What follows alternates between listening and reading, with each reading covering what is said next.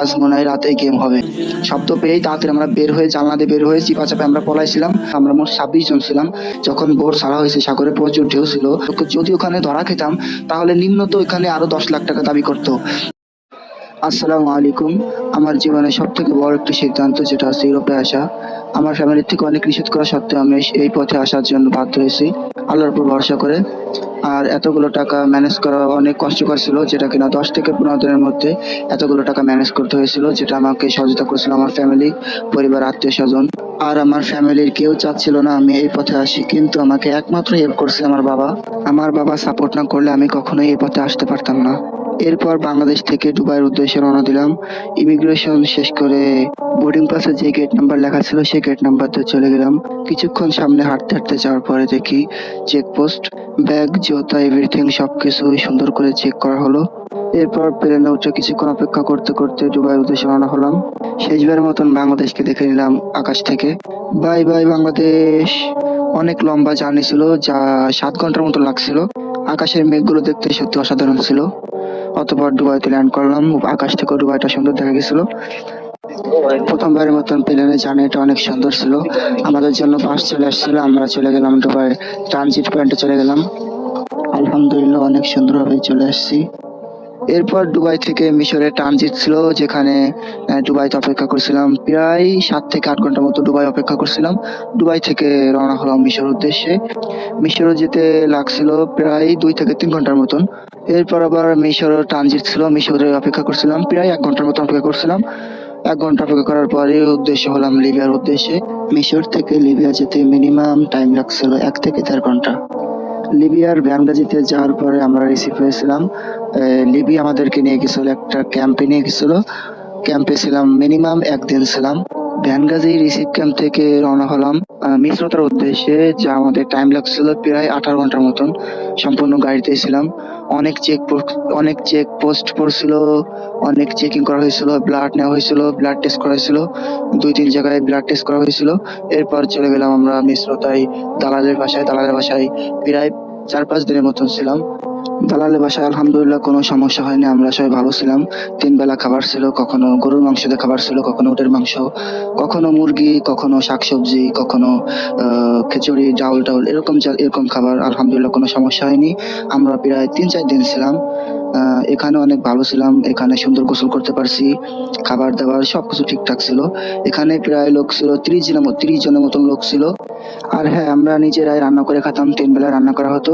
আর যখন কিছু মন চাইলে ফল ফ্রুট, আপেল, কমলা, এরপর আপনার আঙ্গুর ফল, বিস্কুট, ডিম, যাবতীয় যেসব জিনিস নিজের প্রয়োজনীয় পারলে কিনে এনে খাওয়া গেছে, সমস্যা হয়নি। এরপর আমরা দালালের বাসা থেকে 4 জন রওনা হলাম গেম করার উদ্দেশ্যে। এই যে আমাদেরকে গেম দেওয়া হবে। কথা ছিল এরকম যে আজ অথবা কালকের মধ্যে গেম দিবে, এরকম কথা ছিল। পরবর্তী আমরা গন্তব্যস্থানে গেলাম। আনুমানিক এখানে আরো 4-5টা গেম ঘর আর 4-5টা দালালের বাসা থেকে লোক আসছিল, অনেক লোকে আসছিল। যেটা কিনা অনেক ভয়ানক ভাবে নেওয়া হয়েছিল। ডিকির মধ্যে ভরা হয়েছিল একটা ছোট একটা ডিকি, জিপ গাড়ি, যে ডিকিতে মিনিমাম কিছু কাপড় চোপড় রাখা যাবে, ব্যাগ ট্যাগ রাখা যাবে, এরকম জায়গা। সেখানে রাখছিল 3 জন লোক, রাখছে আরো 3-4টা ব্যাগ, এরকম একটা অবস্থা। ঠাইসা চাইপা চুপা একবারে রাখছিল পাড়ায় পুরোই, যেভাবে পারছে ডিকির মধ্যে ঢুকায় এনেছিল। অনেক কষ্ট করছিল। যাক, কোনো কষ্ট সেরকম হয়নি, এখানে কষ্ট মেনে নিতেই হবে। এরপর আমরা গেম ঘরে চলে গেলাম, কিন্তু আমাদেরকে গেম ঘরে নেয় নাই। গেম ঘরের আগে আমাদেরকে ভোট ঘরে নিয়েছিল। ভাবছিলাম আজ মনে হয় রাতে গেম হবে, কিন্তু হয় নাই। সন্ধ্যার সময় আমাদেরকে গেম ঘরে নিয়ে গেছিল। এই যে এই বোট ঘরে রাখছিল, সকালে নিয়ে আসছিল আর সন্ধ্যা পর্যন্ত এখানে রাখা হয়েছিল। খাবার দিছিল একটা রুটি আর এক বোতল পানি, ছোট বোতল পানি দেওয়া হয়েছিল। আমরা সন্ধ্যা পর্যন্ত অপেক্ষা করছিলাম। আমরা মোবাইল, পাসপোর্ট সব পলিথিন কস্টিক দিয়ে প্যাকেজ করছিলাম যে আজকে মনে হয় গেম হয়ে যাবে, কিন্তু দুঃখের বিষয় গেম আজকে হয়েছিল না। আমরা গেম ঘরে চলে আসলাম। তারপরে আলহামদুলিল্লাহ সন্ধ্যার সময় আমাদেরকে গেম ঘরে আনা হলো। গেম ঘরে বালিশ, গেম ঘরে আপনার ফোম দেওয়া হয়েছিল আর একটা কম্বল দেওয়া হয়েছিল। রুমটা অনেক সুন্দর ছিল। আমরা এই যে গেম ঘরে ছিলাম, এখানে 2টা ফ্যান দেওয়া হয়েছিল। 2টা রুম ছিল, 2টা রুমের একটাই এসি ছিল, সুন্দর রুম ছিল। রুমটা ভালো পরিষ্কার ছিল, পরিষ্কার পরিচ্ছন্ন ছিল। আমরা মোট 26 জন ছিলাম। এখানে সবাই হাসি খুশি ছিলাম, গল্প করতাম, আড্ডা দিতাম, নামাজ পড়তাম, সবাই সুন্দর ভালো ছিলাম। এখানে কল্পনাও করতে পারিনি যে এত সুন্দর গেম ঘর হবে। আমি ভাবছিলাম মনে হয় অনেক নোংরা হবে, অনেক ভিড় থাকবে, অনেক মানুষ থাকবে, এরকম ভাবছিলাম, কিন্তু অনেক সুন্দর একটা গেম ঘর ছিল। আর হ্যাঁ, এই যে আমাদের কিচেন রুম, আমরা নিজেরাই রান্না করে খেতাম। রান্নায় খাবার থাকতো চাউল, ডাউল, টমেটো, আলু আর মরিচ। এখানে আমরা সবাই 25 দিন ছিলাম, 25 দিন এই একই খাবার খাওয়া লাগছিল। এখানে কষ্ট ছিল পানির কষ্ট।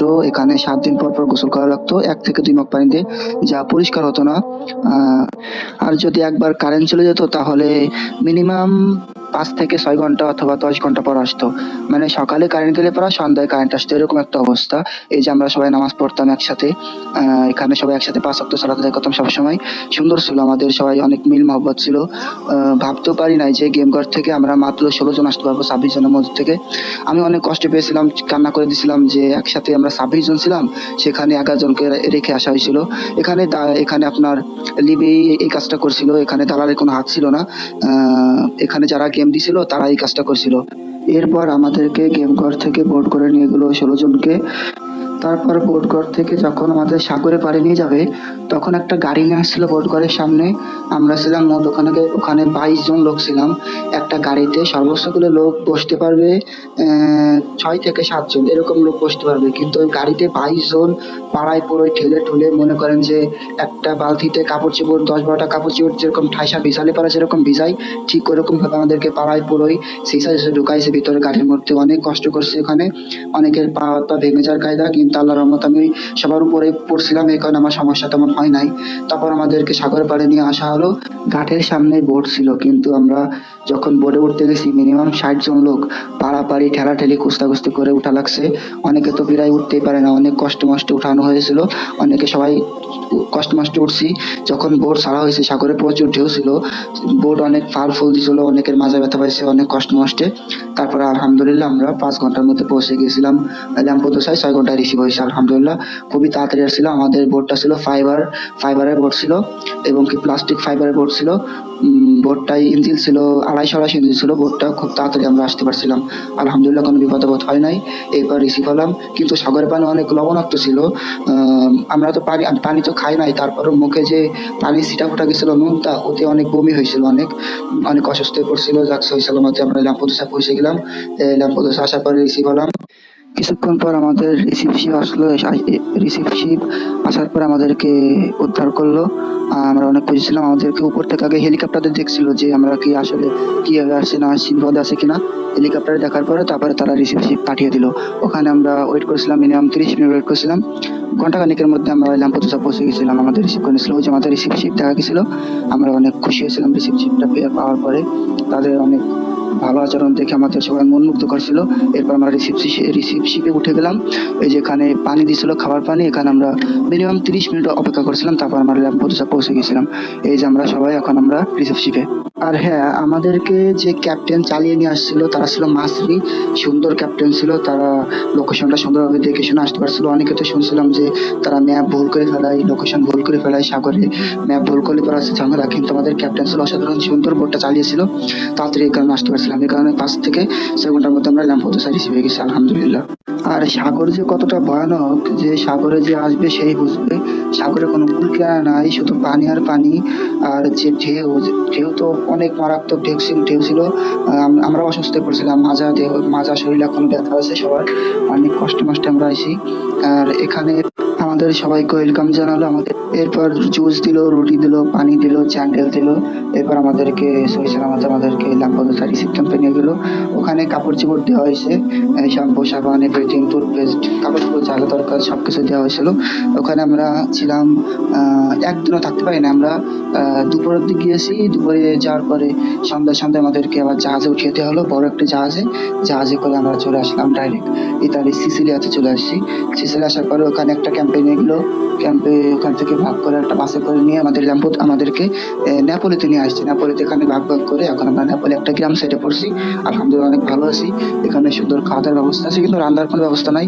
আর এদের খাবার অনেক টেস্টিকর সুস্বাদু হলেও এখানে এদের খাবার অনেক পুষ্টিকর খাবার, কিন্তু খাবার খাওয়া যায় না সহজে, কিন্তু এরা ঝাল দেয় না, লবণ দেয় না, এরকম একটা অবস্থা।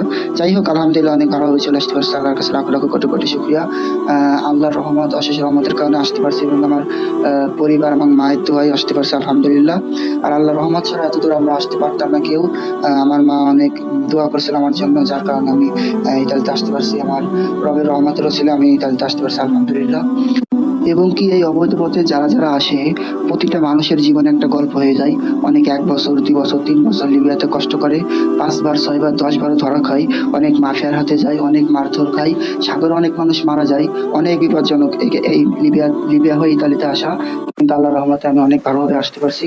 কিন্তু এই পথে এখন আমাকে যদি প্রশ্ন করেন যে এই পথে আসা কি ভালো হবে, ঠিক হবে কিনা, আমি বলবো যে আপনারা চাইলে আসতেও পারেন, আবার নাও আসতে পারেন, কিন্তু আমি অবশ্যই নিষেধ করবো যে এই পথে আসতে হলে পরে অবশ্যই মৃত্যুকে স্বীকার করে আসতে হবে। এখানে নিশ্চিত মৃত্যু, আমি মৃত্যু দেখছি এখানে মানুষ কতটা কষ্ট করে, না খেয়ে থাকে, যদি জেলখানায় নিয়ে যায় অনেক ভয়ঙ্কর, মারধর করে, টাকা দাবি করে। আর বিশেষ বড় কথা হচ্ছে এটাই যে যখন আমি লিবিয়াতে পাড়া দিছিলাম, আল্লাহ তাআলা কোরআনে বলছিল যে অনেক দাসীর কথা আছে, দাসী মুক্ত করলে পারা এত নেকি এত সওয়াব। দাসী কাকে বলা হয়েছিল, দাসী জিনিসটা কি বুঝতে পারি নাই, কাদেরকে দাসী বলা হয়, কারা দাসী, দাসীর কাজগুলো কেমন, এই লিবিয়াতে পাড়া দেওয়া মাত্রই বুঝতে পারছি। আমরাই হচ্ছে দাসী, মানে বাঙালি হচ্ছে দাসী। এই লিবিয়াতে পাড়া দিছি মানে দাসী হয়ে গেছি আমরা। আমাদেরকে বিক্রি করা হবে, আমাদেরকে বেচা কেনা করা হবে, আমাদের নিয়ে ব্যবসা শুরু করছে, এই একটা অবস্থা। তারা মনে করে বাঙালি পাইছে মানে ধন সম্পদ পেয়ে গেছি, টাকা পেয়ে গেছি, টাকার টাকা। যখন লিবিয়াতে পাড়া দিবেন মনে করবেন আপনি বিক্রি হয়ে গেছেন। আপনি যত জায়গা যাবেন প্রতিটা মানুষ আপনাকে বিক্রি করে দেবে। আপনি বিপদে পড়ছেন, আপনি কালা বসে আপনাকে ধাওয়া করছে, আপনি বাঁচার জন্য ছুটছেন। আপনি যদি এখানে মসজিদের ইমামের কাছে চলে যান, সে ধরলে পার মনে করবে যে শোনা পাইছি এখানে ধন সম্পদ পেয়ে গেছি, বিক্রি করলেই টাকা। যার কাছে যাবেন যেই আপনাকে ধরবে সেই বিক্রি করে দেবে। লিবিয়া শহরটা আসছে, যে লিবিয়াতে পাড়া দেবে সে দাসী হয়ে যাবে, তাকে বিক্রি করবে, তাকে বেচা কেনা করা হবে, যার কাছে যাবে সেই বিক্রি করে দেবে। এবং কি এখানে সবসময় বিপজ্জনক, আমাদেরকেও বিক্রি করে দেওয়া হয়েছিল, দালাল আমাদেরকে বিক্রি করে দেওয়া হয়েছিল কার কাছে, লিবির কাছে বিক্রি করে দিয়েছে, এরকম ভাবে যে তারা যখন গেম দিবে, গেম সফল হবে হলে পারা প্রথমে অর্ধেক টাকা দিছে, যখন গেম সফল হবে তারপরে আবার অর্ধেক টাকা দেওয়া হবে। এই যে বিক্রি। এখন যদি লিবি যদি খারাপ হতো তাহলে এমন হতে পারতো আমাদের রুম থেকে 3-4 জনকে অন্য জায়গায় বিক্রি করে দিতে পারতো। এবং কি দালাল বাসায় একটা আতঙ্ক ছিল এরকম, যখন প্রথম দিন গিয়েছিলাম দালাল আমাদের সাথে ঘুমাইছিল, আমাদের পাশের রুমে ছিল, কিন্তু পরবর্তী দিন রাত্রেবেলা দালাল আমাদের সাথে ছিল না। তিনি রাত্রিবেলা বাসা থেকে বের হয়ে গেছে, এবং কি তিনি 2-3 জন লোক ঠিক করতেছে এরকম যে বাড়ি পাহারা দিচ্ছে সারা রাত। আমি রাত্রিবেলা একদিন প্রস্রাব করতে উঠছি, তখন আমি দেখি কি 2 জন লোক পাহারা দিচ্ছে বাড়ি, মানে বাড়িটা পাহারা দিচ্ছে, চারপাশ পাহারা দিচ্ছে।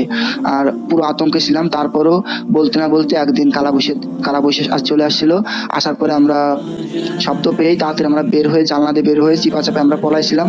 কিন্তু আল্লাহর রহমত ওখানে বড় একটা বিপদ থেকে বেঁচে গিয়েছিলাম। যদি ওখানে ধরা খেতাম তাহলে নিম্নত ওখানে আরো 10 লাখ টাকা দাবি করতো, 10 লাখ টাকা দাবি করতোই। এবং কি কালাবৈশাখ কি করে, আমরা যদি টাকা না দিতাম এবং কি আমরা যদি ওখান থেকে ছাড়া যদি না পেতাম, কালাবৈশাখ আবার কি করতো, ওখান থেকে আবার মাফিয়াদের হাতে বিক্রি করে দিত। মাফিয়ারা কি করে, এত নির্যাতন করে যে তারা হাতের নখ উঠে ফেলে, হাতের নখ কেটে দেয়, চোখ খসে ফেলে, অনেক নির্যাতন করে, হাত কেটে ফেলে, হাত পা ভেঙে দেয়, অনেক নির্যাতন করে। আর এই ভিডিওগুলো করে করে যদি পরিবারকে দেখানো হয়, বিশেষ করে যদি মাকে দেখানো হয়, মা তো এই কষ্ট সহ্য করতে পারবে না। মা তো বলবে যে ধন সম্পদ যা যা আছে সব বিক্রি করে হলো সন্তানকে বাঁচাও, একটা অবস্থা।